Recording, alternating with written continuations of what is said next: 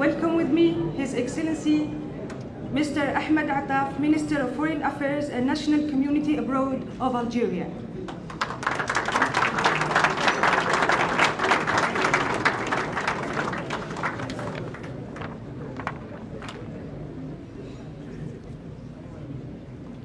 Honorable Ministers, Excellencies, dear ambassadors and permanent representatives, Excellencies, high officials of the United Nations, ladies and gentlemen, distinguished guests, good evening to all of you. And let me first and foremost welcome you all most warmly and thank each and every one of you most sincerely for your presence here this evening at this reception organized in connection with Algeria's bid for a non-permanent seat in the Security Council during the period 2024-2025. Let me convey to you all equally the warm and deeply felt greetings and best wishes of President Abdelmajid Tebboune, who attaches personally great importance to the vital role of the United Nations and who has always been a strong advocate of the UN efforts aiming at fulfilling the mandate of our organizations in terms of promotion of human rights, preserving international peace and security, and advancing sustainable development. It really is a great pleasure to be back in this vibrant city of New York and to experience once again the UN spirit within its headquarters. For me personally, it has been like 24 years since my last visit here during my first tenure as Foreign Minister of Algeria. And I believe many things have changed since then. Among other things, it is clearly noticeable that the hopes placed in the United Nations have not weakened. They rather have become more insistent and more demanding. The threats facing the United Nations have not receded. They rather have gained in intensity, scope, and lethality. Many of the challenges that the United Nations used to be confronted with remain as they were decades ago. They were not met successfully, and rather, they have gained in acuity and complexity. Many consider that the United Nations has not risen up to their expectations, that it has not fully met their legitimate aspirations, or that it lacked the needed political will to fulfill its long-awaited promises. But in spite of all their deeply felt disappointments and frustrations, peoples around the world still turn to the UN as the beacon of hope and the everlasting depository of humanity's best common ambitions and aspirations. The people we serve, those referred to in the opening line of the UN Charter, we, the peoples, are indeed calling for the UN to act quickly, to act swiftly, and to act in a manner that is commensurate with the looming threats and challenges in order to save what could be saved before it is too late. Yet, we all know very well that the limits of the UN action or the scope of its inaction are defined by its member states, and that in some, the UN is the expression of the collective and agreed will of its member states. Therefore, it is up to the member states to rise to the challenges at hand and by recommitting to the purposes and objectives of the Charter, because the vision enshrined therein is still and will continue to be fully relevant and fully valid.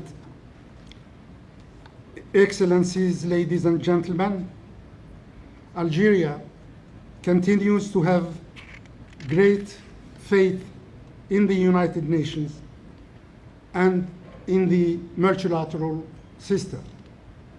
It has always advocated for a stronger and more effective multilateralism, a multilateralism that guarantees equal sovereignty of all nations, equal security for all nations, and mutually beneficial interdependence in favor of all nations, and a multilateralism that is genuinely underpinned by the principles, values, and ideals of which the UN Charter draws vigor and inspiration. The confidence of my fellow citizens in the UN and their attachment to its role take roots in the history of Algeria itself. In fact, many historical landmarks of Algeria feature and explain this special bond to the UN and this unique and emblematic journey that started back in 1956 when the issue of Algeria's decolonization was put on the UN General Assembly's agenda. Many other milestones followed this major event. The admission of Algeria as a full member of the UN on October the 8th, 1962, few months after gaining independence. The oath we took on that solemn occasion to spare, and I quote, no effort towards strengthening the authority and effectiveness of our organization. The role that my country played later in the fight against colonialism in Africa and beyond, as well as its role at the vanguard of the Third Worldist movement for restructuring global affairs in the post-colonial era. All these historic developments have converged in shaping the identity of my country's foreign policy. They have also nurtured its unwavering commitment to take its fair share of the burden of achieving the goals set out in the UN Charter and to contribute resolutely to the global efforts aimed at ensuring a better future for all mankind.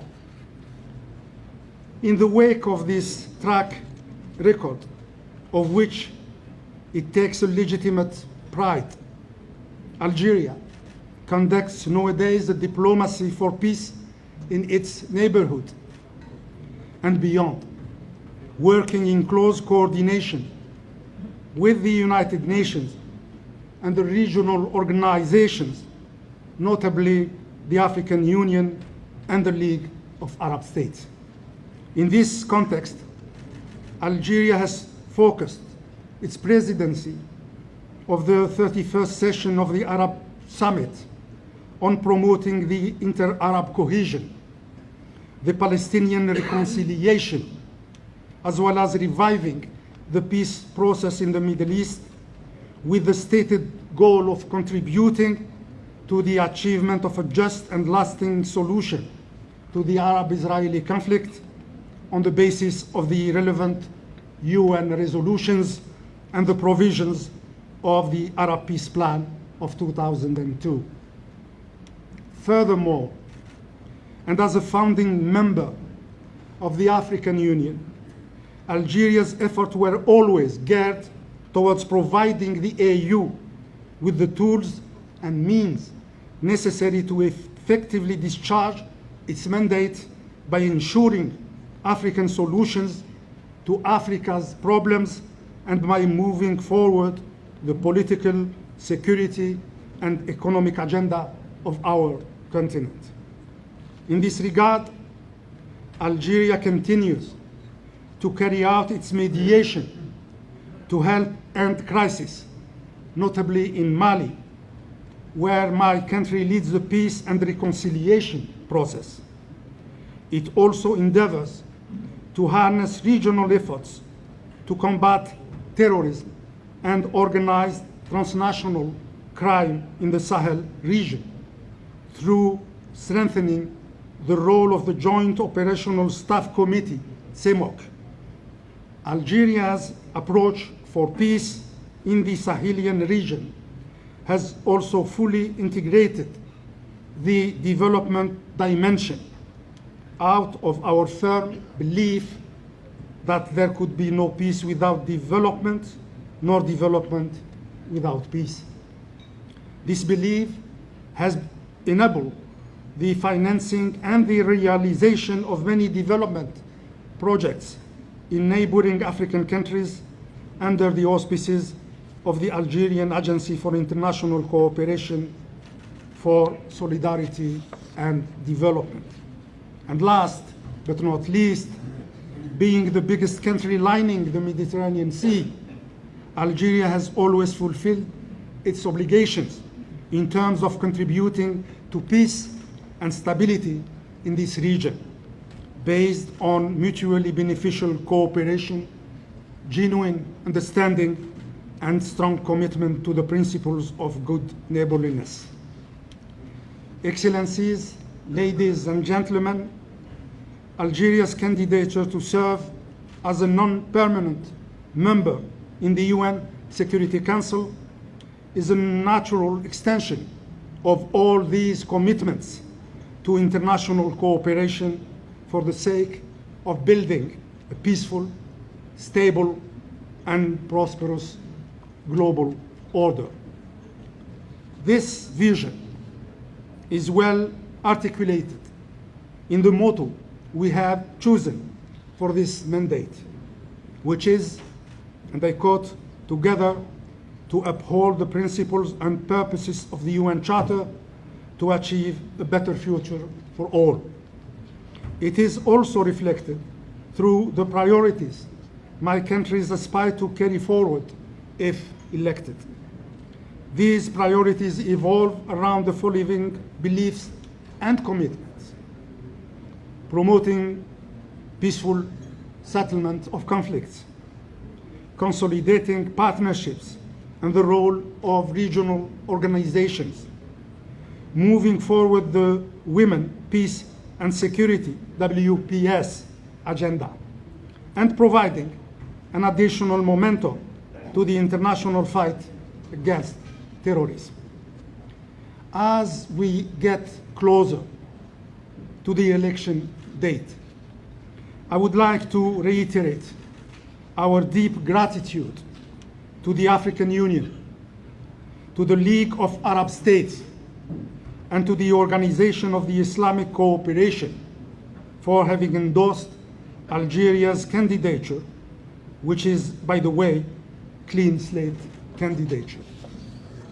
I want also to thank most sincerely the so many friendly countries that have already assured us in writing of their support. And I highly encourage those who have not yet done so to join in and to bless their noble endeavor with their inviolable backing. May I conclude this address by reiterating the strong and firm commitment made by President Abdelmajid Tebboune that, if elected, Algeria will embrace this responsibility with a deep sense of humility, dedication, and commitment, and that it will contribute as a responsible and credible partner to enable global action in the face of global challenges by presenting ideas, initiatives that would enhance the role of multilateralism in maintaining international peace and security, thus meeting the needs, the expectations, and the aspirations of all mankind. Ladies and gentlemen, rest assured that Algeria is a safe pair of hands that can be entrusted with this heavy but still honorable and very rewarding responsibility. Thank you all for your kind attention.